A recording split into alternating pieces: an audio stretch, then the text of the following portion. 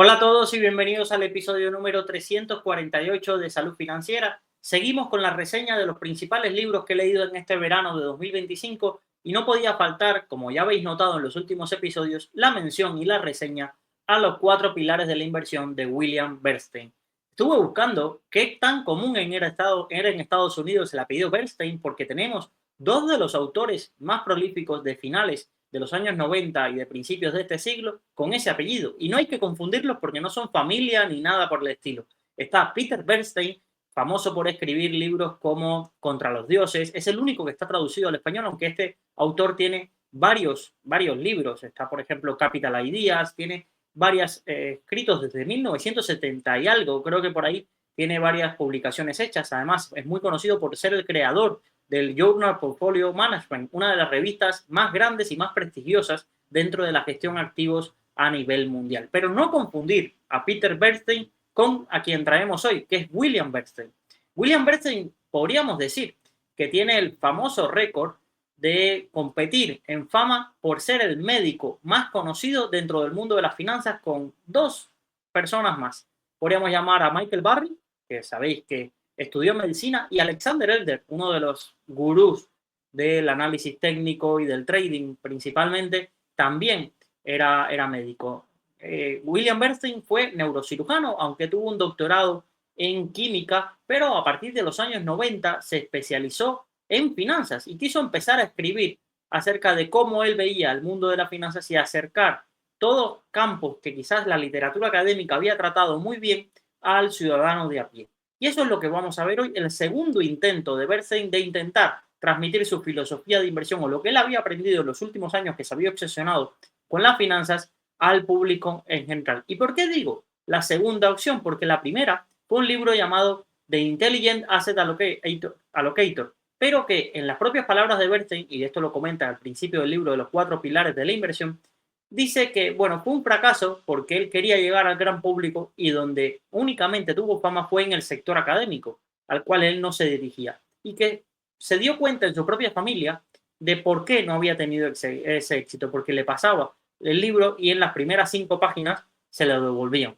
Le pasaba eso de que se lo devolvían porque decía, mira, esto es un tostón, esto no hay quien se lo lea, es demasiado técnico. Y es ahí donde surge la idea de desarrollar una segunda edición llamada Los Cuatro Pilares de la Inversión, que se publicó primero en su web y que luego ha tenido fama. Se publicó en 2002. Ha habido una revisión posterior en 2022, 2023, pero casi todos los libros que podáis tener en castellano solo está traducida la primera edición, esa de 2002, lo cual puede llamar significativamente la atención porque Bernstein hace una serie de aseveraciones muy centradas en ese año, pensar que venimos del gran colapso de la burbuja tecnológica y él piensa o asevera que, bueno, esto ha sido un golpe tan duro que tardaremos años en volver a ver una caída similar. Y lo que no preveía es que 5 o 6 años después volvería el mercado de Estados Unidos no solo a tener una caída similar, sino tener una caída de mayor magnitud y que esa caída se trasladaría al resto de mercados financieros. Sobre los principales aprendizajes, las principales frases, las principales ideas que yo aprendí de Bernstein leyendo este libro, os voy a hablar hoy. Siempre os invito a ir a la fuente original, comprar el libro. En el enlace de la descripción os dejo dónde está disponible en Amazon. Está disponible en Kindle, en versión de papel también, pero siempre teniendo en cuenta de que es la versión de 2002. En Amazon también está disponible la última versión revisada por Bernstein de 2022-2023, pero solo la vas a encontrar en inglés. ¿Hay otro libro de Bernstein traducido al castellano? Sí, Expectativas Racionales de Inversión. Ese también está publicado, que ya sí se encuadra en la década de 2010 a 2020, creo que fue 2016, cuando se publica esa obra de Bernstein. Bernstein tiene muchísimos más libros, pero traducidos al castellano hay muy pocos, aunque él sí ha sido un prolífico escritor, la verdad, porque no solo ha escrito de asignación de activos, que quizás por lo que más se conoce, por lo que fue sus principios, también él tiene una gran fascinación por lo que es la historia económica, la historia de los mercados financieros, el desarrollo del capitalismo, y ahí también ha desarrollado varias partes de su obra. Bueno, por empezar, ¿qué me pareció a mí como libro? Yo diría que es un libro muy interesante. Y es un libro muy interesante no porque haya encontrado en sus letras o en sus capítulos algo que no hubiese leído antes. Es cierto que depende del orden en que leas, los productos que leas, el bagaje que tengas. Quizás para alguien de mi perfil no iba a encontrar nada nuevo de marco estructural mental, pero sí me divertí mucho leyendo el libro. Y no porque fuera gracioso, sino porque disfruto mucho cuando alguien no escribe para quedar bien con la industria.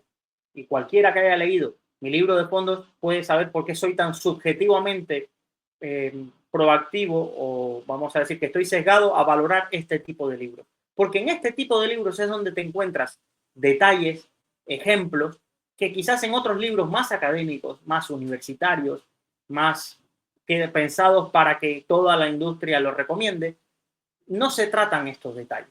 No se tratan estos detalles en profundidad y no te muestra la cara B de lo que no te cuenta la industria. No te cuenta la cara B de, por ejemplo, todo el negocio montado del periodismo financiero. No te cuenta la cara B de los servicios de research, de todos los costes de la industria de fondos, de la mala praxis de algunos brokers e intermediarios, de la irracionalidad del propio lector. Es muy difícil a veces encontrar un libro que no le diga a la cara al lector las cosas por las que va a pasar o por las cosas que habrá pasado y las cosas que si no cambia en el futuro le volverán a ocurrir.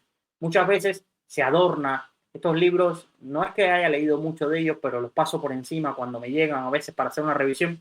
Los libros más vendidos a día de hoy en España son todos libros que te dan métodos para hacerte rico, pero endulzándote el oído. Métodos de ahorro, métodos diciéndote que la culpa es de otro, que tú puedes empezar, entrando más a tu parte interior, intentando conectar contigo, pero por un camino muy sin evitar el choque frontal. Y este libro ya puede ser la forma que tenía de escribir Vogel, la forma que tenía de escribir Charlie Munger, que la veremos en el próximo episodio, la forma de hablar de Bernstein, que por cierto podéis encontrar muchos podcasts, entrevistas, es una figura como Howard Marks más predicada en los medios que lo que veremos quizás con Munger o con Buffett. Sí me da la sensación de que no evita el choque directo y a veces, tanto si ya llevas mucho tiempo invirtiendo como si este es de tus primeros libros, vas a encontrar con que esta es la realidad. Esta es la realidad. Otra cosa es que te guste o no. Otra cosa es que tú creas que tu mundo interior o la forma en que tú gestionas tu cartera o que para ti sí se cumple lo de esta vez será diferente. Quizás puede ser que tú sientas ese rechazo a alguna de las ideas de Bernstein o cómo las comunica. No hay por qué estar de acuerdo 100% con él, pensar que Bernstein viene muy académicamente influenciado por todos los trabajos, por la obra de Vogel, por toda la obra de esa escuela de Chicago acerca de los mercados eficientes que también Howard Marks criticó en el episodio anterior. Bernstein viene a defender la indexación, pero viene a defender la indexación como la mejor solución posible para todos los problemas que se va a encontrar un inversor y la mejor inversión posible para el nivel de riesgo que la mayoría de los inversores puedan. La mayoría no significa todo. La mayoría no significa todo. Por tanto, se respeta, y es verdad que él lo hace, respeta la diversidad de opiniones e incluso al final del libro te da algunas ideas de que si quieres añadir determinadas, ese picante a tu cartera, te da algunas ideas de, oye, puedes añadir esto, pero ten precaución porque no es tan sencillo conseguir que los efectos beneficiosos de esa diversificación, añadiendo muchas clases de activos, te vayan a salir rentables si no los usas con un poco de cabeza. A mí, de verdad lo disfruté. Es cierto que a la hora de ordenar los 4 pilares de la inversión, el libro se llama así, y sobre todo a la hora de ordenar un capítulo que va muy centrado en cómo se calculan las expectativas futuras de rentabilidad de una inversión o cómo podemos establecer ese rendimiento, ese valor intrínseco de una inversión o de un activo, es cierto que creo que muy pronto en el libro te encuentras con un tocho muy teórico, muy denso acerca del modelo de Gordon, este modelo se estudia en el CFA, del descuento de dividendos, el modelo de descuento DDM, el descuento de dividendos, que técnicamente está perfectamente contado, técnicamente son muy lícitos los ejemplos que te muestra, pero creo que para un inversor quizás no tan especializado choca muy rápido con algo muy técnico y le puede hacer abandonar el libro cuando para mí el libro va increciendo. El libro va llegando a cosas muy, muy interesantes al final al final no es que haya que ir a leer el final de primero, va haciendo los pasos, porque creo que él ha configurado los pilares de forma de que sean sucesivos, no que puedas aterrizar en un pilar y descontar al otro, no, son pilares necesarios para que la estructura de tu cartera se mantenga. Pero sí es cierto que ese capítulo a mí me llamó la atención y dije, quizás yo no lo hubiera puesto aquí, quizás no le hubiera dado tanta importancia o quizás lo hubiera enfocado de otra manera, porque sí, es, como todo el libro no es tan técnico como los de Bogle, el tochaco de Bogle que tengo aquí a mis espaldas en mi librería personal, sí es cierto que Bernstein tiene una forma más amigable de contar los mismos conceptos que Bogle y una forma más ejemplificativa de mostrarte, mira, te estoy contando esto, pero te muestro este ejemplo. Te estoy intentando explicar esto, pero no me creas a mí, créele a este inversor que mira la frase que utilizó en determinado punto. Creo que esto lo hace muchísimo mejor que Bogle lo que te hace es chocarte una y otra vez contra la evidencia. ¿No me crees? Mira esta evidencia, mira este estudio, mira este estudio, mira este estudio, mira mi experiencia. Y creo que en este sentido, Bernstein lo hace bastante más amigable. No es un libro extenso, pero tampoco es un libro que te recomiende, de verdad, devorarlo. Porque hay muchas de las ideas que suelta Bernstein que hay que procesarlo. Como si hay libros, por ejemplo, el de Morgan Housel, que te digo, disfrútalo. Cógete un fin de semana, una tarde en tu sofá, una tarde en la playa y disfruta el libro. Y disfruta el libro porque cuando empieces a leerlo no querrás terminar de acabarlo. Como mismo eso pasa con otras novelas que te enganchan. A mí me pasó, por ejemplo, con alguna de Eduardo Mendoza. En este libro sí te diría que vayas capítulo a capítulo, que te pares en cada uno de los ejemplos, en cada una de las historias que te cuente. Ese nombre que te menciona por ahí y que no desarrolla más su historia, vete a la Wikipedia, busca su historia, busca todo lo que puedas aprender. Es así como de verdad creo que se le saca el mejor jugo a este libro. Pero bueno, ya después de toda esta amplia introducción, os voy a contar los principales aprendizajes o las principales ideas, frases que saqué de este libro y que he plasmado en el artículo que se ha publicado en el blog hoy. Pues vamos allá. Bueno, os conté bien quién era William Bernstein y vamos a ver las reseñas. ¿Cuáles son los 4 pilares? Vamos a hacer spoiler. Quien quiera parar, pues para aquí, se queda con la introducción. Me dieron muchas ganas y no me lo leo. ¿Cuáles son esos 4 pilares de la inversión de Bernstein? Pues él lo divide en entender la teoría de los mercados financieros, y más que la teoría, alguien puede pensar que son fórmulas, cosas muy ortodoxas, para nada. La teoría para mí se refiere a las verdades universales que tiene Bernstein en la cabeza. Las verdades universales de que muestra la experiencia en el sector. Eso es la teoría. Son los errores evitables, conocimientos básicos que deberías tener, pero no solo básicos en cuanto a teoría, sino a la práctica. Es decir, lo que deberíamos aprender de pasar mucho tiempo en los mercados financieros. Y es un capítulo que disfruté bastante, para decirlo. El segundo pilar es la historia de los mercados financieros. La historia se trata en varios libros. Y es cierto que si has pasado, por ejemplo, por el libro de Malkiel, ya has venido del libro de Malkiel, que lo recomiendo muchísimo, un paseo aleatorio por Wall Street, esta parte de la historia tiene un peso fundamental porque es un paseo por toda la historia de las grandes locuras, de las grandes burbujas que hubo en el mercado, principalmente norteamericano. Es el libro de Malkiel, hay otros libros, el de Charles Mackay, Delirios extraordinarios y populares de las masas. Hay muchos libros que tratan estos mismos pasajes de la historia del mercado financiero. Bernstein añade algunos de cosecha propia, algunas ideas de cosecha propia que por los cuales vale la pena también leer ese pilar de la historia. El tercero, uno de los que más se ha escrito, la psicología adecuada, disponer de la psicología adecuada de inversión.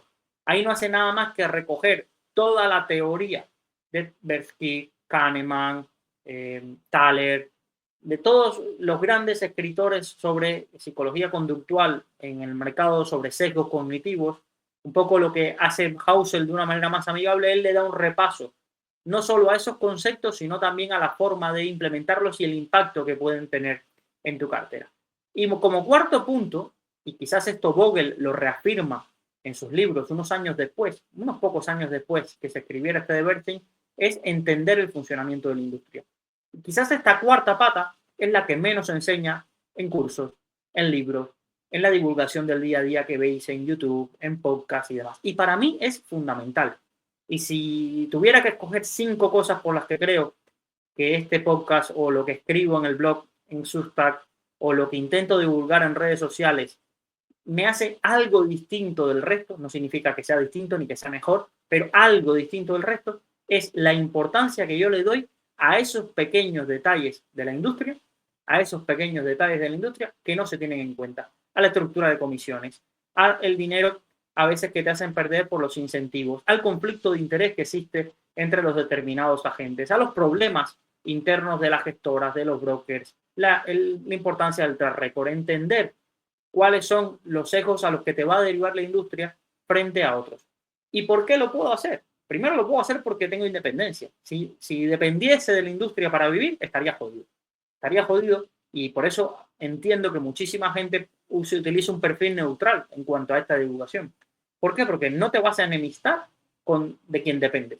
Bernstein lo hizo porque era un neurólogo, sabéis lo que cobran los neurólogos en Estados Unidos, y luego formó parte de la industria haciéndose su propia empresa de asesoramiento financiero a ultra altos patrimonios. Aunque, por ejemplo, leí por algún lado que ya no aceptan más clientes, trabajan con determinadas familias en Estados Unidos y ahí se han centrado más los libros. Imagínate, esto es un libro superventas, no solo en España, es decir, en Estados Unidos y en muchos países, los 4 pilares de la inversión es un libro de superventas, no es de cero inversión en fondos.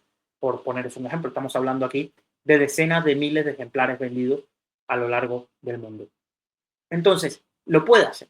Pero yo lo que intento hacer es explicaros que a veces os matáis, le dedicáis 1000 horas, le dais 1000 vueltas a vuestra cartera para sacar un 1% anual, cuando quizás la forma más fácil de obtener ese 1% anual adicional es reduciendo los costes, no cometiendo errores tontos, revisando los folletos de los productos, porque a veces en esos detalles niños, podríamos llamar, o en esos detalles de entender cómo funciona la industria, cuánto tarda un traspaso, la diferencia entre un traspaso y un cambio de comercializadora, la diferencia entre contratar una clase cubierta y una clase no cubierta, la diferencia entre contratar una clase en una divisa o una otra divisa, quizás se os va más rentabilidad que la diferencia que podáis obtener por una asignación de activos en particular, o quizás también por haber obtenido o haber hecho una estrategia increíble de inversión o haber tenido la psicología adecuada en ese punto. Y con eso coincido en Bernstein de que los detalles que transmite ahí,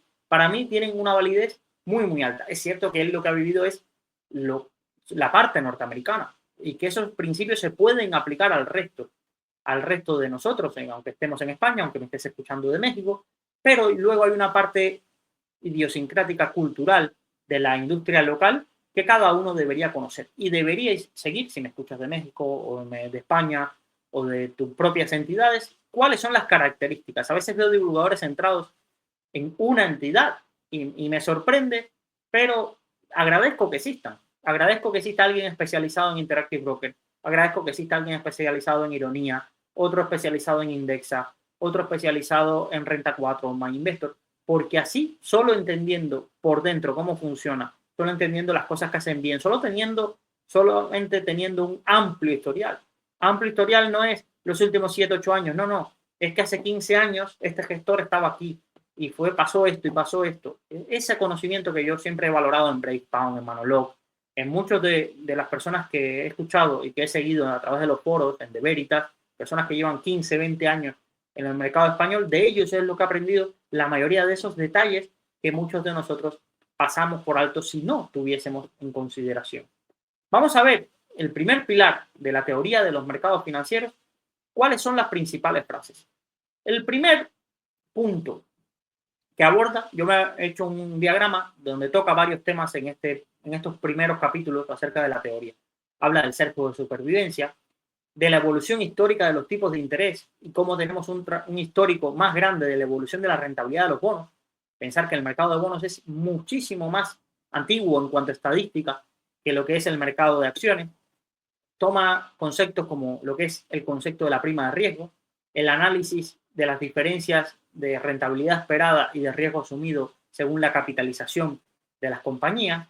Luego también este apartado de teoría habla de las tasas de descuento, del modelo de Gordon, para luego aterrizar, por ejemplo, en la teoría del mercado eficiente, la inconsistencia de los resultados de los fondos de inversión, el papel de los pronosticadores, de los analistas, de los medios de comunicación en nuestro entorno, La excepcionalidad de los rendimientos de Buffett y de Peter Lynch, que se utiliza como arma arrojadiza para combatir la teoría del mercado eficiente y la indexación. Luego toca, por ejemplo, históricas asignaciones de activos y cómo se hubieran comportado. Ahí utiliza bastante el trabajo de Jeremy Siegel de la evolución histórica de distintas carteras compuestas por acciones y bonos, principalmente norteamericanos, y las caídas que tuvieron. Analiza el por qué los estudios muestran que el value había sido una opción más rentable y es lo que considera que esa rentabilidad superior del value frente al growth en ese periodo histórico se había debido a que se estaba asumiendo un riesgo mayor en las compañías que se consideraban value, y también analiza el papel de la inversión sectorial, a la cual no le hace demasiados ojos bonitos, sino que no le gusta. Esto es los principales temas que toca. Ahora, las principales frases que me he apuntado, pues os las comento a continuación, son bastante extensas porque este es uno de los capítulos más extensos del libro. Dice, capítulos no, pilares, porque ya os dije que está el pilar y luego tiene varios capítulos dentro de ese pilar. Cuando alguien te llame o te diga que el precio de una acción concreta se va a disparar, lo que en realidad te está diciendo es que no te considera demasiado inteligente, ya que en caso contrario te darías cuenta de que si él supiera de verdad que el precio iba a aumentar, no te lo diría, ni siquiera a su propia madre. El mayor riesgo de todos es no diversificar adecuadamente las inversiones. A menudo se me pregunta si los mercados se comportan racionalmente. Mi respuesta es que depende del horizonte temporal que se contemple. La típica presunción de los mercados alcistas es que el público ha aceptado el valor de la inversión a largo plazo y que nunca venderá sus acciones simplemente porque haya una fluctuación de mercado. Y una y otra vez, el público inversor se desespera tras las inevitables y extenuantes caídas que se producen periódicamente en los mercados y el ciclo comienza de nuevo. La máxima rentabilidad se obtiene asumiendo un riesgo prudencial cuando las cosas tienen un aspecto de lo más descorazonador. La rentabilidad elevada en la inversión no puede obtenerse sin asumir un riesgo sustancial. Las inversiones seguras producen escasos beneficios. La mejor manera de identificar el fraude inversor es que te prometan seguridad y elevados beneficios. Si alguien te ofrece tal cosa, gire 180 grados y salga corriendo de allí lo más rápido que pueda. La rentabilidad elevada en la inversión no puede obtenerse sin asumir un riesgo sustancial. Las inversiones seguras producen escasos beneficios. Mira, lo he repetido porque es verdad que lo comenta en 2 ocasiones en el podcast. Y para ello, hace una muestra, una tabla, que creo que es de Jeremy Siegel, como os comenté, y de Boxon Associates, una de las principales fuentes de research. Aquí a ver si os aumento para los que estáis en directo, donde lo que muestra es la rentabilidad anualizada en el siglo XX, en el siglo XX, y la pérdida máxima en 3 años, la pérdida máxima acumulada en 3 años por clase de activo. ¿Y qué te muestra? Que, por ejemplo, la rentabilidad anualizada de las letras del tesoro fue de un 4% y la pérdida máxima, es decir, no se perdió dinero, fue cero. La pérdida máxima en letras del tesoro norteamericano en un periodo de 3 años, y además real, descontando inflación, fue cero. Los bonos del tesoro, 5% de rentabilidad anualizada en ese siglo. La rentabilidad anualizada, pérdida máxima, menos 25%. Las acciones de gran capitalización, rentabilidad anualizada, 10%, la pérdida máxima, 60%.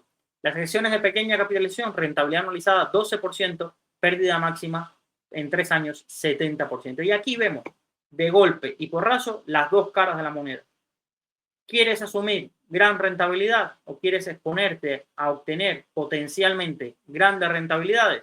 Asume que la otra cara de la moneda es que puedas tener en periodos de 3 años, aquí no hablamos de meses, aquí hablamos de periodos de 3 años, imaginar acumular periodos de 3 años con una caída acumulada del 70%. Y lo peor es que las rentabilidades del lado acá no están garantizadas. Eso es lo peor, porque muchas personas dirían, bueno, me puedo asumir que mi cartera cae con un 70% si, como pasa en un bono, si pasan los 3 años, el bono no quiebra y tenía el bono un vencimiento de 3 años, a mí aseguradamente me devolverán el dinero a no ser que quiebre la entidad. Pero es que ni siquiera eso de las rentabilidades están aseguradas. Entonces, no es tan sencillo pasar por caídas así, y cuidado con buscando grandes rentabilidades, te encuentres la otra cara de la moneda. En el punto 9 dice, en la medida en que una nación se considera más arriesgada que otra, el país con un riesgo percibido más elevado debería tener también la rentabilidad futura más elevada, con el fin de compensar el riesgo añadido. Aquí nos habla acerca de la prima de riesgo, no como el concepto teórico del diferencial entre el bono a 10 años de un país y el bono de 10 años de otro país, sino como concepto teórico. Es decir, esa prima que yo le voy a exigir de rentabilidad a un mercado, a una de rentabilidad esperada a un mercado, si asumo que tiene un riesgo intrínseco más elevado que otro en los que estoy invirtiendo. Alguien podría llegar y decir, mira, es que invertir en este mercado emergente ha sido muchísimo más rentable que invertir en Estados Unidos. Y lo que no te cuenta es que esa rentabilidad superior ha sido simplemente la compensación del riesgo que hemos asumido al invertir en un mercado con esas características frente a un mercado más estable, más seguro, que también ha sufrido caídas históricas, pero que ya tiene un historial y una calidad de compañías muchísimo superior que otro mercado. Las buenas empresas son generalmente malas inversiones, mientras que las malas empresas son buenas inversiones. Aquí volvemos a una frase de estas que puede llegar a ser muy polémica. Imaginaros, esto dejaría fuera a casi todas las empresas quality growth y las descartaríamos como grandes inversiones. ¿Qué es una gran inversión? ¿Qué es una mala inversión? Pues tendríamos que poner el punto de referencia. Para algunos quizás una mala inversión es aquella que no cumple los objetivos que quiero por rentabilidad, y para otros una mala inversión es aquella inversión muy volátil y que hoy una acción vale 10, mañana me vale 2 y pasado me vale 25. Quizás ahí eso lo considero una mala inversión independientemente del resultado final. También hace un cuadro que me llama muchísimo la atención, que es un cuadro también extraído de Kenneth French, que es los estudios de French de finales del siglo, donde hace una comparativa de cómo se habían comparado las empresas value, las empresas de crecimiento, y cuál había sido la ventaja del factor value sobre el factor crecimiento, el factor growth, en cada uno de esos mercados en un periodo entre 1975 y 1996 para los mercados internacionales y desde 1926 al año 2000 en el mercado de Estados Unidos. Pues bueno, en Japón, Reino Unido, Francia, Alemania, Italia, Países Bajos, Bélgica, Suiza, Suecia, Australia, Hong Kong y Singapur, en todos las acciones value de esos mercados superaron a las acciones de crecimiento por una media del 5,28% de diferencia. Es decir, la rentabilidad media de las acciones de valor en ese mercado en esos 21 años fue del 16,55 frente a las acciones de crecimiento que fue del 11,27. En todo caso, rentabilidades muy destacadas.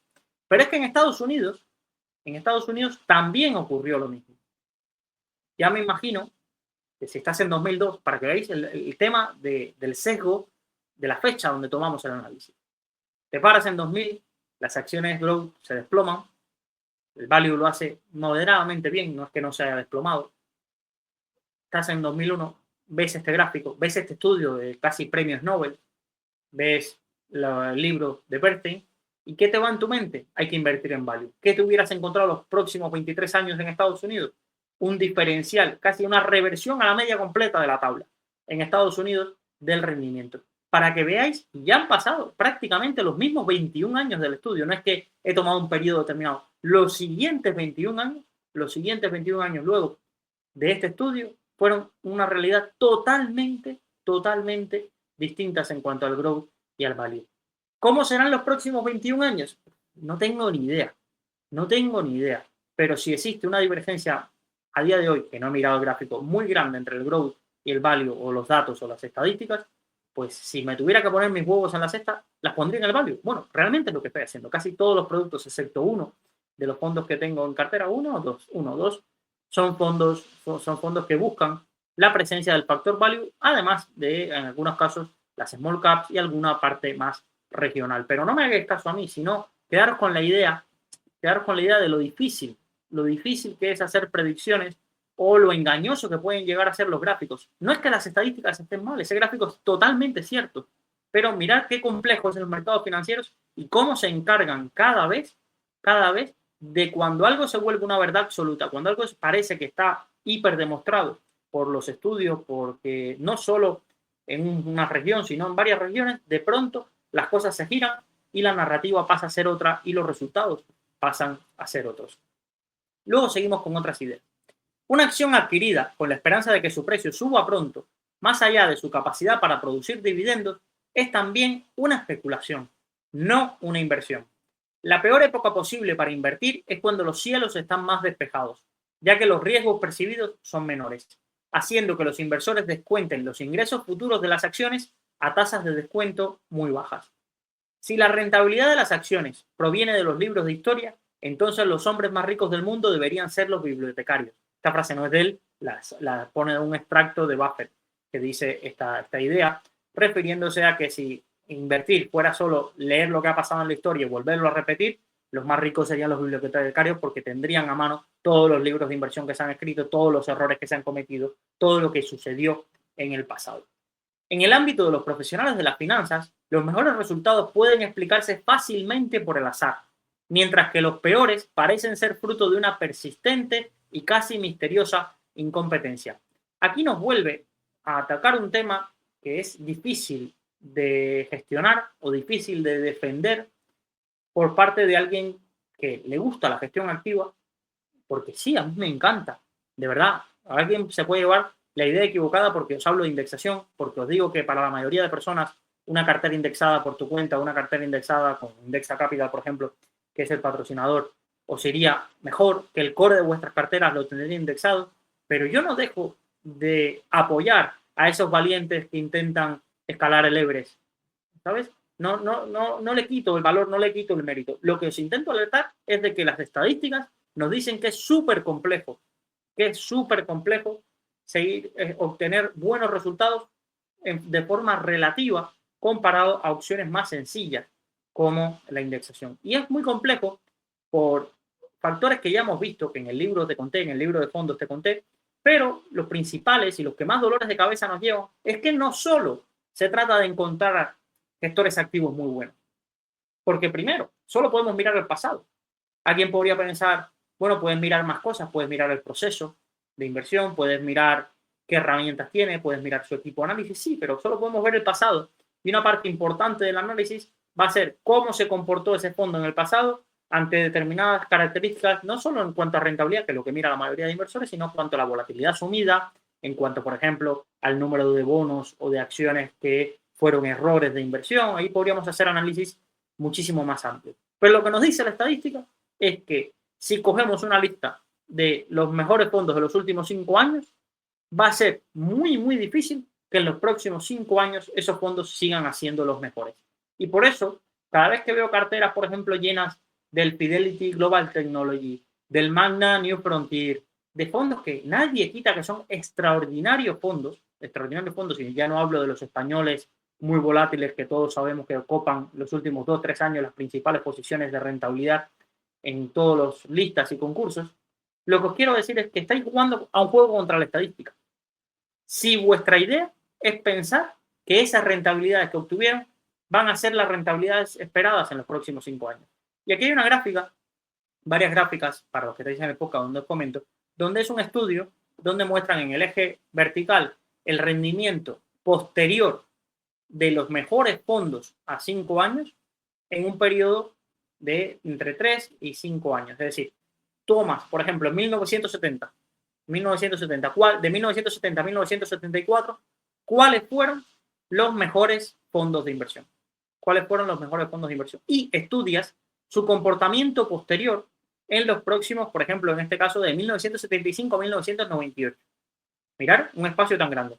Pues el SP500, en la media de los fondos, superan por mucho a los 30 mejores fondos, teniendo en cuenta el sesgo aún de supervivencia. Es decir, serían los 30 mejores fondos de 1970 a 1974 que sobrevivieron y que seguían en activo entre 1975 y 1998. Su rentabilidad media fue menor que la del resto de fondos del mercado y que del SP500.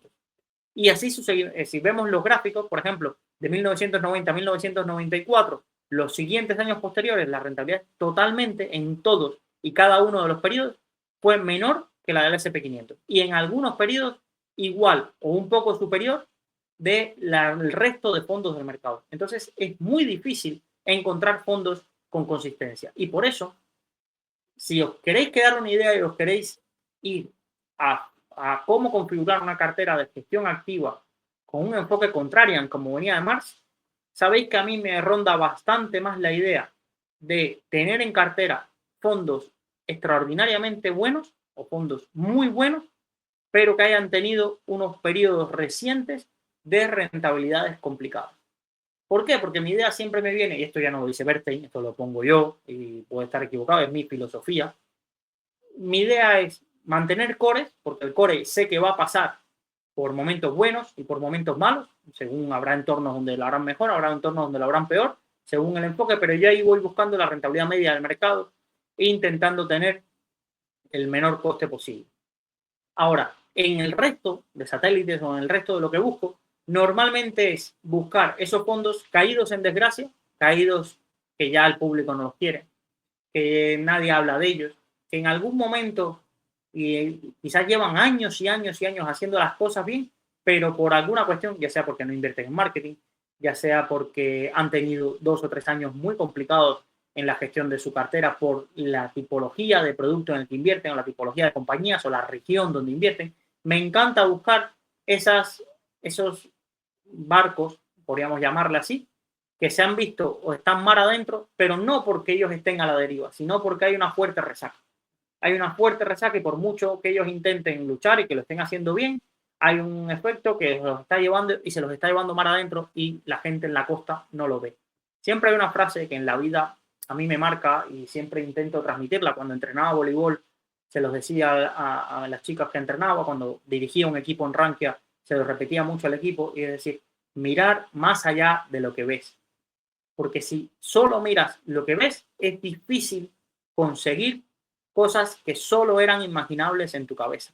Porque lo que no ves lo asociamos a no lo creo. O pienso que es muy difícil conseguirlo, o pienso que no existe, o pienso que no hay nada más allá que mañana, no hay nada más allá que este reto. Pues tenéis que muchas veces en inversiones también mirar más allá de lo que ves. Porque si te centras en lo que ves, a veces la foto puede ser bastante desoladora. Bastante desoladora. Hay gente que dice, no, es que quiero invertir, pero es que está todo por las nubes. Mira más allá de lo que ves. Cada vez que ha estado todo por las nubes, en algún momento, primero, no siempre había algo que estuviera por las nubes que te permitiese invertir. Otra cosa es con la expectativa de rentabilidad que tú puedas tener. Y segundo, cada vez que ha habido un periodo de exuberancia irracional, le ha seguido un periodo de depresión, vamos a llamarle quizás también irracional. También irracional. Pues en vez de lamentarte por eso, prepara las naves para que cuando los vientos giren, tú seas el que más esté, que veas, mientras todos te vengan de frente, con ese nuevo viento tú vayas en dirección contraria y aprovechándote de que la mar ahora sí se ha puesto a tu favor. Esto es idea mía, esto no lo dice Bernstein y es una cosa que me ha venido por la mente y la suelto porque si no se me queda ahí enquistado. Dice, cuando un inversor comenta que posee el fondo con mejor rendimiento del último año, lo que generalmente se le olvida añadir es que por desgracia lo compró también este año. Solo hay 2 tipos de inversores, los que no saben a dónde se dirige el mercado y los que no saben que no lo saben. En cuanto a los boletines y servicios de suscripción, el único dinero ganado en ese ámbito es el que generan las propias suscripciones y no los consejos ofrecidos. Cuando un inversor famoso publica un boletín informativo, es un claro indicio de que sus técnicas han dejado de funcionar. Invertir es como un partido de tenis, en el que los jugadores que están al otro lado de la red fueran invisibles. Lo malo es que la mayor parte de las veces, al otro lado de la red están las hermanas Williams. Y esto es fundamental, fundamental. Y os lo expliqué también en el episodio anterior y os lo he dicho muchas veces, minusvaloramos, el mercado es tonto. Es que mira esta acción como cae, esto es por los inversores bajistas que son tontos, que no entienden el mercado. Mirar qué report más malo, mirar esto, no sé qué. No, de verdad, no minusvaloréis nunca al que tenga una opinión contraria. Otra cosa es que tú no estés de acuerdo. Otra cosa es que tú tengas argumentos distintos y yo también abogo porque la gente tenga criterio propio. Pero cuidado con la autosuficiencia de creerte que eres el más listo de la clase, que tu análisis es el mejor y que como tú le has dedicado muchísimas horas a analizar esta empresa, cualquiera que haga un análisis contrario, primero, o tiene menos horas, o tiene menos conocimiento, o sabe menos que tú, o no tiene sentido de lo que dice. Cuando el río suena, piedras trae. El refranero aquí es muy adecuado para este tipo de inversiones. Y lo mejor no es que te dejes llevar por ese río, pero que al menos saques los pies del agua para ver a qué se debe ese ruido que estás encontrando, ese ruido que estás escuchando. Yo os recomiendo, si sabéis que soy un fanático de los foros, pasaros por el foro de GoWex. Eso es historia viva de la inversión. Alguien debería escribir un libro de psicología solo utilizando lo que fue el libro de el foro y el hilo de GoWex en Rankia u otros foros. Cómo se pasaron por todas las fases del duelo, la negación, esto es una oportunidad, esta gente no sabe lo que hace, todo es mentira, esta empresa es la mejor del mundo, el CEO de tal, mira todos los premios que tiene, todas las fases, hasta que de pronto dieron con la realidad y la aceptación de lo que era. Es brutal. Recuerdo, yo era becario cuando cayó también el Banco Popular. Las llamadas de la gente diciendo que habíamos escrito mal el artículo y que era que iba a haber una OPA a €1 por acción. Y en los foros celebrando los primeros minutos hasta que había que explicarles que no, que aquí nada, que los accionistas tururú, y suerte que luego pudo haber alguna compensación. Pero de verdad os digo que una de las cosas en las que más pienso es nunca minusvaloréis, primero, la capacidad de eficiencia del mercado y cuando las cosas de verdad y el mercado se equivoca, el mercado se equivoca, normalmente no se equivoca, sino que valora de una forma distinta los riesgos que suponen una inversión. El otro día estaba leyendo a uno de los inversores particulares que más os recomiendo, nada más os diría que deberíais salir de este blog, y no es para darle publicidad a mi antigua empresa, sabéis que no nos guardamos demasiado contacto, más que haya que cariño yo creo que sí, al menos yo hacia parte de ellos, pero el mejor inversor particular que yo conozco, se llama Fernando Calatayud. Fernando Calatayud. Y recientemente ha puesto un post de las compañías que está comprando y un bono que ha comprado y que ha invertido 70.000 euros. No estamos hablando aquí de iba a meterme con alguien de estos, de los conocidos de aportaciones estas pequeñas, pero no digo porque yo también he hecho aportaciones pequeñas. Así que se me va a pasar el chiste, que no quiero hacer un alto dominio. Pero, de verdad, y yo lo leía y yo no es que no valorase esa inversión, sino que le hacía intentar ver en una conversación privada de que teníamos diferentes formas de ver el riesgo que tenía ese bono. Entonces, y además era un bono que le había llamado Renta 4 a decirle, mira esta oportunidad. Y esa oportunidad está evidentemente lo peor que puede pensar un inversor particular, es decir, no, esto solo lo he visto yo.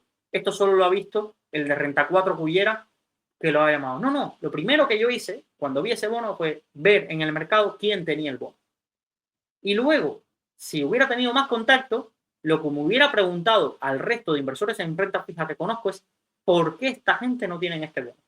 Quizás me hubieran dicho porque, mira, por la calificación que tiene no la puedo tener, porque por el perfil de rentabilidad riesgo para el objetivo de inversión que yo quiero, por ejemplo, el de Gamma, de Buy and Hold renta fija, de Brightgate Global Income, quizás no nos encaja, pero la peor postura que puede tomar un inversor es decir, he visto yo este bono, o me acuerdo el bono este de Air Baltic que hablamos hace algunos episodios, he visto este bono y no lo ha visto más nadie. Esto es una oportunidad única y le voy a meter muy, muy fuerte porque he encontrado algo que no ha visto más nadie. Recuerdo, y os recomiendo, no sé si en YouTube está, lamentablemente, de este inversor, una conferencia acerca de cómo hizo dinero en preferentes, pero no alguien que ha creado un relato de cómo hizo dinero en preferentes. Es que hay posts, artículos completos, foros completos donde personas y él estaban debatiendo todo el rato, mientras había muchísimas personas perdiendo muchísimo dinero y en una situación de verdad que es una de las vergüenzas más grandes de este mercado en España con las preferentes, había inversores que aprovechándose de esa narrativa, de ese pesimismo, de esa valoración de riesgos, de esa distorsión, mientras que algunos pensaban que era el peor activo o el más tóxico de la historia, había otros que veían como que la ecuación rentabilidad-riesgo le compensaba. Estaban asumiendo un riesgo muy alto, pero también podían generar ingresos altísimos sabiendo y entendiendo las diferencias entre cada una de esas emisiones y de los emisores quiénes eran. Y a día de hoy, varios de estos inversores todavía, por ejemplo, siguen generando rentabilidades altísimas de Euribor, creo más 3, más 4%, con subordinadas de Eroski o con este tipo de cosas que llaman muchísimo la atención para un inversor que a veces dice, ay, ¿cómo se pueden conseguir 6 y 7%? Pues mira, estos inversores lo hicieron en su momento, pero asumiendo un riesgo también bastante elevado. Por tanto, os dejaré el blog y si le pasáis a saludar, decirles que venís de mi parte, si os suscribís, y les daré el artículo en particular donde ha comentado las acciones y el bono que ha comprado. Por favor, no lo copiéis, hacer vuestro propio análisis. No sé que ahora me digáis que mira, las acciones que este recomendó y lo que hizo, pues mira, me ha hecho perder dinero. Sabéis que no me centro tanto en qué compró, de verdad, no me centro tanto en qué compró, sino en el proceso de análisis de cómo ver determinadas oportunidades y la valoración de rentabilidad-riesgo de lo que inviertes en cada una de ellas. Dice, usted puede tener dos metas posibles. Una es maximizar sus opciones de hacerse rico y la otra consiste en minimizar las probabilidades de fracasar en la consecución de sus objetivos. O más directamente, reducir al mínimo la probabilidad de morir pobre. Concentrar su cartera en unas pocas acciones maximiza sus opciones de hacerse rico, es cierto, pero por desgracia también incrementa tus opciones de volverte pobre. En cambio, si se posee todo el mercado mediante la indexación, se minimizan las posibilidades de ambos resultados y se garantiza beneficiarse la rentabilidad del mercado. Esto es así. Esto es así. La indexación evita o te limita a que no te vas a pegar el pelotazo. No vas a pegar el pelotazo indexándote. Y esto es una verdad. Vas a tener muy buenos resultados, seguramente puedas llegar a ser rico, pero en mucho tiempo y con un ahorro importante. Porque las tasas medias están ahí con la indexación. Pero lo que sí va a evitar, y esto es lo que muchos deberían centrarse, te va a evitar perder todo tu dinero. Y lo que no te cuentan, los que buscan ese pelotazo, los que buscan esas rentabilidades de 3 dígitos por año, esas rentabilidades de 30% anualizado y no sé qué, es que al otro lado de la navaja también hay filo. Hay un lado sin filo, que es no corta, no hace daño, pero al otro lado hay filo. Y como lo cojas mal, es como estar jugando a lanzarlo y pensar que siempre lo vas a coger por el mango o que siempre va a caer del lado que no tiene filo.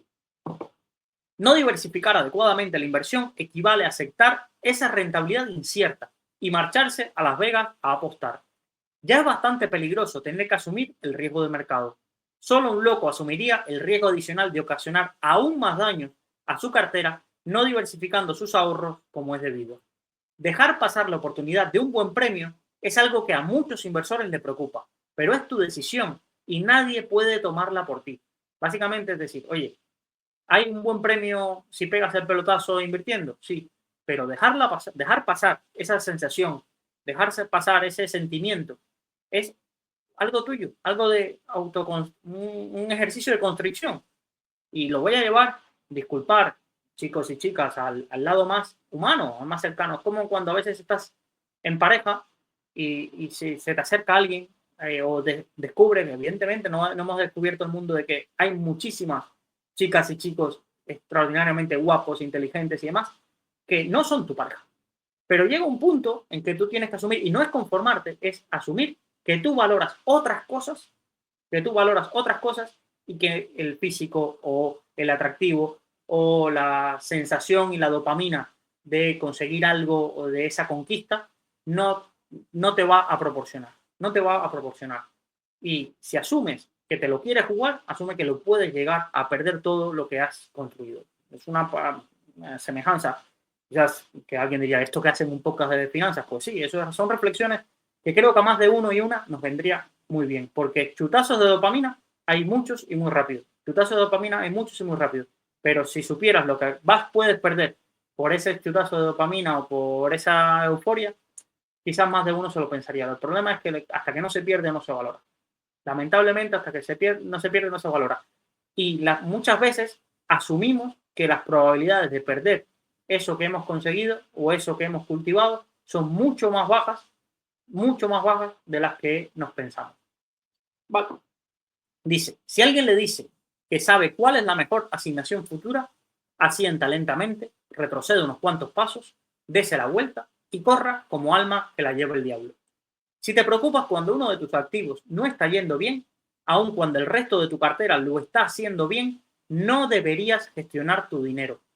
Puedo garantizarte que todos y cada uno de los años tendrás al menos una o dos clases de activos con mal rendimiento. El efecto del fondo en rojo. El efecto del fondo en rojo que ya hemos hablado, que he comentado en otras ocasiones, pero es una de las que quizás más repita. Una cartera que va bien no es una cartera que está todo en verde. No significa que vaya mal, pero no asociéis el resultado de una cartera por el rendimiento que esté teniendo. Por el rendimiento que esté teniendo sin buscar algo relativo. ¿Cómo se está comportando? Lo que tienes en rojo, ¿por qué está en rojo? Toda su categoría está en rojo, su índice de referencia está en rojo, está cayendo más o menos, está puesto específicamente ese activo para descorrelacionar en momentos que quizás donde tienes el mayor parte del peso de tu cartera se ponga en rojo. No seáis simplistas a la hora de ver tu cartera y si todo está en verde está perfecto. Esto es un debate que tengo con mi esposa porque ella se abre su cuenta en Republic y el día bueno es el día que todo está en verde. Y ese día a mí es el que quizás más me preocupa. Sé que en la discusión me deja tranquilo, pero quizás es el día que más me preocupa. Porque también asocio que si la euforia del día que está verde es X, el día que estará todo en rojo, si ocurre una correlación cercana a 1 entre todos los productos que tiene, pues el día que estará en rojo, el sufrimiento va a ser X por 3. Y el sufrimiento de X por 3 en alguien que no tiene grandes conocimientos financieros se lleva difícil. Se lleva difícil y por tanto, lo que tenga en ese punto tiene que ser la menor parte de su patrimonio y lo que esté dispuesto a arriesgar. Pero ya os digo, cuidado con el síndrome de la cartera en verde porque puede ser, va muy, muy mal en la hora de tomar decisiones. Si el riesgo de tu cartera excede a tu tolerancia a las pérdidas, existe una alta probabilidad de que abandones tu plan cuando las cosas se pongan realmente feas. Todo el mundo tiene un plan hasta que el plan no funciona. Todo el mundo es fiel a su plan, a lo que quiere conseguir o dice que va a seguir esto sí, en cuanto vengan caídas ya voy a acordar hasta que las caídas ocurren. Cuando las caídas ocurren es que lo veo, de verdad. Muchos creéis que yo no os veo, de verdad. Yo sigo a casi todas las personas que me envían casos de las finanzas de tu vecino, porque casi todas están en redes sociales, están en otros Substack, están en otros canales de Telegram, y yo conozco los nombres. Y os veo como la seguridad con la que me escribís vuestro caso, vuestra planificación financiera, sale nada más que ocurre algo en los mercados, y además lo he vivido este año, en abril de 2025, o lo he vivido este año con el comportamiento un poco inferior relativamente de otros fondos que muchos tienen en cartera, o los miedos a la indexación, y se me hace una sonrisa porque es natural, somos humanos, no lo digo a malas para las personas que me están escuchando que han sido vecinos y vecinas del caso, pero me genera mucha gracia el ver cómo algo que parecía totalmente asentado como conocimiento, la base hecha, cómo es veros en canales de Telegram, en otros foros, comentando y dices, pero esta no es la misma persona que me escribió, esta no es la misma persona que me escribió. Pero es que es así, los planes van muy bien hasta que de pronto no te va bien. O nuestros conocimientos creemos que sabemos hasta que alguien nos mete el bicho de la duda o hasta que alguien nos trae una comparativa a un producto que es mejor. Y entonces no es algo que yo vaya a cambiar. Los vecinos seguirán siendo así, ¿no? Y yo lo asumo. Fijaros que al principio tuve a veces con 1 o 2 casos de decir, hostia, chicos, si me preguntas esto y te he dedicado tanto tiempo y hemos pasado algunas horas luego hablando y tal, ¿por qué haces lo otro? Pero luego dije, si es lo más humano, Luis, y es lo que tú querías. Lo que tú querías es que las personas tomen sus propias decisiones y quizás lo que necesita es equivocarse o aceptar, pero tomando sus decisiones. Lo que muchas veces me genera estrés es que sustituís a Luis por otras 3, 4 personas. Y según la última que os diga o la forma más convincente que te lo diga, esa es la que hacéis caso. Si yo he sido el último al que habéis preguntado, me hacéis caso a mí. Si venís de otro tipo de divulgación, de fondos o de carteras, y yo os digo otra cosa, me hacéis caso a mí. Si yo fui el primero y vais a otro tipo de divulgadores y si os dicen otra cosa, os quedáis con eso. Y creo que tenéis que daros vosotros mismos cuenta cuándo sois esta persona que os estoy describiendo. Y pensar si sois vosotros. Pero no digo para ahora encontrar a quién fue, no. Creo que es un comportamiento muy común y os diría que más del 60-70% de los casos de los vecinos he visto ese comportamiento luego en redes sociales, en otros canales y me es curioso y lo quería compartir. No lo había pensado estas vacaciones, pero lo quería compartir. Dice, si acaba de justo de comenzar tu aventura de inversión, es mejor que peques de conservadurismo. Mucho mejor infravalorar tu tolerancia al riesgo en una fase inicial y ajustar tu exposición al riesgo más adelante que querer abarcar más de la cuenta. La única manera de mejorar la rentabilidad del mercado usando sectores es escogiendo las áreas con que la rentabilidad futura sea más elevada. Esto sería la perspectiva de rentabilidad futura más elevada. Y como ya hemos visto en el capítulo precedente, esto solo se consigue teniendo mucha suerte. Algunas clases de bienes aportan algo más a la cartera de inversiones de lo que podría sugerir la rentabilidad de sus tasas históricas. Esto viene en cuanto a la asignación de activos, que podríamos llegar a pensar, decir, oye, ¿cuál ha sido la clase de activos más rentable a largo plazo? La renta variable norteamericana, por poner una reducción al activo. Bueno, pues una cartera 100% renta variable norteamericana es lo que quiero tener. Y entonces aquí lo que defiende Berten es, oye, puedes tener otras clases de activos, aunque su histórico o sus propias características no te muestren que vayas a obtener una rentabilidad superior a la que tendrías en una cartera 100% de una clase de activos. Pero esas otras clases de activos, ¿cuáles valora él? Las clases de activos que pueden tener una volatilidad alta, pero totalmente descorrelacionada de la renta variable. Habla, por ejemplo, de las mineras de oro, habla en algunos puntos de las acciones de REITs de fuera de Estados Unidos, toca ahí en el capítulo varias clases de activos que podrían llegar a ser las acciones internacionales, habría que ver cuán de diferente y cuánto descorrelacionadas según la tipología, por capitalización, da ese repaso a algunas de esas clases de activos. En cuanto a la historia, ¿cuáles son las principales frases que me apunté? Porque de historia sí, yo creo que en el podcast tenemos muchísimos ejemplos sobre lo que él aborda y no quiero profundizar. Nos comenta, los inversores en salidas a bolsa merecen ocupar un lugar de honor en nuestro sistema económico, puesto que son filántropos del capitalismo, acaso involuntarios y no suficientemente reconocidos, esto es sarcasmo, que se conforman con escasos beneficios para que el resto de nosotros pueda prosperar. Básicamente lo que dice es, para que nosotros podamos comprar acciones, tiene que haber alguien que compre en la salida a bolsa. Y como se ha demostrado que las salidas a bolsa, quien compra en la salida a bolsa tiene resultados tan desastrosos, pues esta gente tiene que ser filántropos que simplemente se inmolan a obtener rentabilidades muy bajas a cambio de que el resto podamos comprar esas acciones. Las condiciones necesarias para que se genere una burbuja son una revolución tecnológica importante o un cambio en la práctica financiera, liquidez, acceso al crédito fácil, amnesia de la última burbuja, lo cual suele tardar una generación, abandono de los antiguos métodos de valoración de empresas y usualmente provocado por la toma del poder de mercado por parte de inversores inexpertos. La mayoría de burbujas son como los dramas y comedias de Shakespeare. Los trajes, el dialecto y el escenario histórico pueden parecernos distintos, pero la línea argumental y la evocación de la fragilidad humana son íntimamente familiares hasta para el observador más casual de la naturaleza humana. La regla básica de la inversión en tecnología son los usuarios y no los fabricantes los que sacan mayores beneficios de los progresos.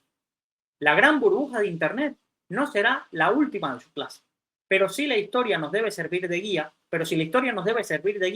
no veremos nada que se le aproxime hasta que la próxima generación de inversores se vuelva loca, lo cual ocurrirá más o menos hacia el año 2030. ¿Cómo se la pegó aquí? De verdad, quisiera ver solo la actualización del libro para ver qué pone aquí en esta frase. Si la actual generación fuera cogida por sorpresa de nuevo, nos quedaríamos muy desilusionados, ya que ninguna generación anterior ha sido tan torpe como para ser engañada tan fuerte dos veces. Pero de nuevo, los nacidos en la generación del baby boom han demostrado tener un singular talento para la candidez y aún les queda mucho tiempo para ello. ¿Sabéis lo que pasó en 2008 para esta misma generación? En épocas de desatado optimismo, la rentabilidad futura desciende hasta su mínima expresión. Y en cambio, cuando las cosas van terriblemente mal, la rentabilidad futura registra las cotas más altas. En este punto de la historia, creo que toca dos temas que quizás se he pasado por encima porque no había ninguna frase así llamativa que pudiera recoger, pero que son interesantes. Primero, lo deja ahí. Hay muchísimos grandes creadores, pensar en Edison, pensar en todos grandes creadores de ideas que han revolucionado el mundo, que no murieron ricos gracias a esa idea. Y hay mucha gente que aprovechando esas ideas y los posteriores desarrollos generaron riqueza de algo que no inventaron ellos. Esa es la gracia de los mercados financieros. Entonces, cuidado con cuando llegue una revolución tecnológica, intentar apostar todo al caballo ganador de quien creó esa revolución tecnológica. De verdad, intentar tener con cuidado. No significa que no lo haga bien, pero cuidado con apostarlo todo a eso. Eso es como si ahora pensáramos que como el primer modelo que hemos visto tocable ha sido ChatGPT, va a ser el que se va a beneficiar económicamente y el que va a ser una extraordinaria inversión en cuanto a rentabilidad el poner todo nuestro dinero si algún día sale a cotizar o comprar acciones de Microsoft por la posición que tiene, bueno, algunas de esas derivadas. El que a veces rompe el sistema no es a veces el principal beneficiario de la rentabilidad de ese sistema. Y la segunda idea que nos transmiten es que algo sea extraordinariamente revolucionario no implica que sea una gran inversión, muy relacionada con esta. Ahí pone varios ejemplos de empresas que cambiaron el mundo y fueron un desastre como inversión. Lo digo por el approach, un poco el acercamiento que tenemos muchas veces a invertir con esta idea de Lynch. Peter Lynch nos dijo que comprásemos en bolsa aquello que consumimos, que saliéramos a la calle a ver qué lo está petando y en eso invirtiésemos. Y yo creo que Lynch es muy mal interpretado. Quizás lo digo así tal cual, yo he leído los libros, ahora no estoy en ciencia cierta de afirmarlo, pero como yo lo interpreto es, oye, ten los ojos abiertos y dentro de todo el abanico de cosas que usas, seguramente habrá escondido ahí una empresa a la que se pueda sacar muchísima rentabilidad. Una idea, porque a veces no son la empresa, sino que gracias a esa idea vas buscando que otras empresas se pueden ver beneficiadas. Pensar, alguien puede decir, oye, ¿qué cola hay para el pan? Y podría pensar que los productores de harina serán los principales beneficiados, pero los productores de harina no han subido los costes y están comiéndose un estrechamiento de margen. Sin embargo, hay una demanda debido al aumento del precio del pan, hay una apertura de muchísimas panaderías y en cada panadería que tiene que haber un horno. ¿Quién fabrica esos hornos? Ah, pues es un monopolio. Esas son las ideas que a veces fructifican más. Pero cuidado con el pensamiento simplista de hay un boom de esto, pues por tanto las empresas que hay se tienen que beneficiar de esto y tienen que ser una extraordinaria inversión. En cuanto al pilar 3, el de la psicología, es de lo que más se ha escrito, y no digo que, no, que se haya escrito de más, creo que se ha escrito lo que toca, porque ha sido algo bastante vilipendiado en la historia de los mercados financieros y se ha puesto quizás nuestra generación sea la que más libros disponibles tiene en cuanto a la psicología de inversión, solo dedicado a esto, y creo que es algo que no sé si tendrá un impacto significativo, no lo sé, pero creo que sí es algo necesario. No, daño seguro que no le va a hacer, que tengan tantos libros de psicología. Otra cosa es que los libros a veces hayan pecado de ser demasiado tostones y demasiado aburridos. Pero hay, gracias a Housel, a Jason Zweig, hay bastantes escritores que han intentado amenizar los temas. Dicen, si vertiesen suero de la verdad en el agua de Wall Street, en los programas de noticias de todo el país, cientos de analistas y estrategas del mercado, al solicitarle su predicción de la dirección que tomará el mercado, responderían, ¿cómo demonios quieres que lo sepa? Aprendí hace mucho tiempo que mis predicciones no valían un centavo. Usted lo sabe tan bien como yo. Y la única razón por la que seguimos proclamando que sí lo sabemos es que ambos tenemos bocas que alimentar y que siga habiendo incrédulos que se tragan esta basura. Personalmente no envidio a los periodistas financieros. Estos trasnochadores individuos tienen que inventar un nuevo artículo cada semana y en ocasiones cada día. No hay manera de que un periodista corriente pueda llenar el espacio necesario de una columna sin recurrir a entrevistas con estrategas de mercado y sin recurrir a los gestores de fondos para preguntarle qué va a hacer el mercado, qué piensa, en cuánto va a cerrar el IBEX y todas estas cosas que nos encontramos en las radios y periódicos, al menos en España, pero esto seguro que es en todos los mercados financieros. En consecuencia, las páginas de periódicos de finanzas están llenas de observaciones similares a esta. Hemos descubierto que en 9 ocasiones anteriores en las que los inventarios de artilugios estuvieron por encima de las ventas los pasados 6 meses, la cotización de las acciones cayó un 20%. Quedaron con la idea de ese tipo de correlaciones. El problema es que rebuscar entre una gran cantidad de datos financieros y económicos te revelará algunas sólidas asociaciones por puro azar. Exactamente igual que sucedía con la correlación entre la producción de mantequilla en Bangladesh y el SP500 previamente expuesta y que os he comentado en varios podcasts. Algo que todo el mundo sabe no tiene ningún valor. Los ricos son diferentes a usted y a mí porque a ellos les ofrecen muchas más opciones de productos para que les roben el dinero. Si no le gusta que sus costumbres inversoras le aparten de sus amigos, mi consejo es que trate a sus inversiones como un trapo sucio personal, que no debe airearse en público. Cuando se le pregunte por cuál es tu estrategia inversora, simplemente escurra el bulto con elegancia. Mi asesor se encarga de ello y yo nunca miro los informes. El inversor inteligente sabe que la reacción visceral ante las pérdidas a corto plazo es un instinto profundamente destructivo. Aprenda a darle la vuelta a la situación para su provecho, diciéndose con regularidad cada vez que su cartera se ve afectada que los precios bajos son la antesala de una alta rentabilidad futura. El cuarto pilar, el de negocio de la industria financiera, ya para finalizar. Y como os decía, este es mi capítulo favorito y una de las cosas que hace es tomar de Jason Zweig esa comparativa con una conferencia que hacía Zweig de, oye, ¿tu empresa con la que inviertes es una empresa de marketing o es una empresa de fondos? Y nos comentaba, ¿cómo podemos saberlo? Dice, una empresa de marketing publicita los historiales de sus fondos más atractivos, mientras que una empresa de inversión no lo hace. Una empresa de marketing crea nuevos fondos porque cree que puede venderlos, no porque crea que son buenas oportunidades de inversión, mientras que una empresa de inversión no lo hace. Una empresa de marketing produce fondos incubadora, elimina los que no rinden bien y publicita los que sobreviven. Una empresa de inversión advierte continuamente a sus clientes de que en ocasiones los mercados bajan y de que su rendimiento no puede ser el que han tenido en el pasado, mientras que una empresa de marketing no lo hace. Una empresa de inversión cancela un fondo para nuevos inversores cuando este empieza a generar excesivos costes de impacto, es decir, cuando empieza a crecer mucho y por tanto el impacto por cada inversión que hacen les genera una ineficiencia en la ejecución, mientras que una empresa de marketing no lo hace. Una empresa de inversión reduce rápidamente sus costes y gastos a la medida que aumenta sus activos, mientras que una empresa de marketing mantiene sus costes altos sin importar lo que crezcan dichos activos. A partir de aquí, bueno, ya más de uno os vendrá ideas de, oye, ¿qué gestora es una gestora de marketing en vez de una gestora de fondos en nuestro ejemplo, en nuestros escenarios? Y lo veréis muy fácil porque muchas de estas empresas de marketing son las que se publicitan en algunos de los espacios para intentar captar a esos inversores. ¿Cómo crear una estrategia ganadora con los pilares de Bernstein?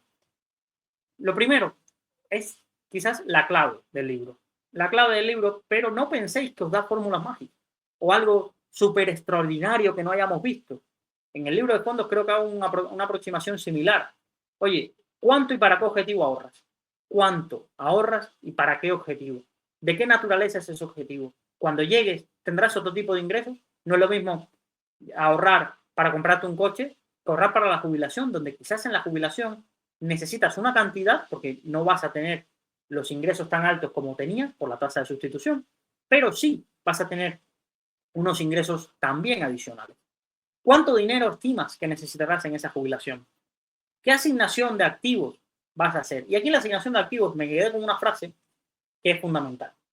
Durante los próximos 20 o 30 años habrá una sola asignación de activos óptima que a posteriori todos desearíamos haber tenido. Es decir, sí, a día de hoy, todos sabemos que quizás si hubiéramos hecho una cartera en 2020, la mejor combinación posible habría sido algo así como Bitcoin, SP500 y oro. Algo así, imaginaros. Bitcoin, SP500 y oro, nada renta fija y demás, pero estamos siendo capitanes a posteriori. Entonces, como a priori no se puede saber cuál asignación de activos hay que tener, él nos dice, el único problema es que como no tienes ni un solo indicio de qué cartera puede ser así en los próximos 20 o 30 años, el método más seguro es poseer tantas clases de activos como te sea posible y de esa manera estarás seguro de evitar la catástrofe de poseer una cartera concentrada en aquellos que se conviertan en los peores activos. Luego hace varios análisis acerca de cuáles son las estrategias de aportaciones, el DCA o el Value Average. Sé que hay un oyente que me pidió el libro de Edelson que hablara sobre ellos. Creo que es algo que se habla muy poco de esta estrategia de aportación del Value Average, no el DCA. Y voy a dedicarle un episodio y un capítulo a newsletter aparte. No quería ensuciar esto porque ya vamos por 1 hora y pico. No es que ensuciarlo, es que es algo técnico que quizás veamos con ejemplos, si no, no se va a entender bien. Luego nos pregunta cada cuánto rebalanceamos. Bernstein se inclina por pocas veces cada pocos años. Es decir, es una de las técnicas que él recomienda, no volverse loco, y que cada X años, sobre todo cuando haya determinadas ineficiencias muy grandes en los mercados, determinadas burbujas, que hagamos esos rebalanceos. Y la otra pregunta es, ¿qué hacer cuando llegue a mi objetivo? ¿Qué hacer cuando lo consiga?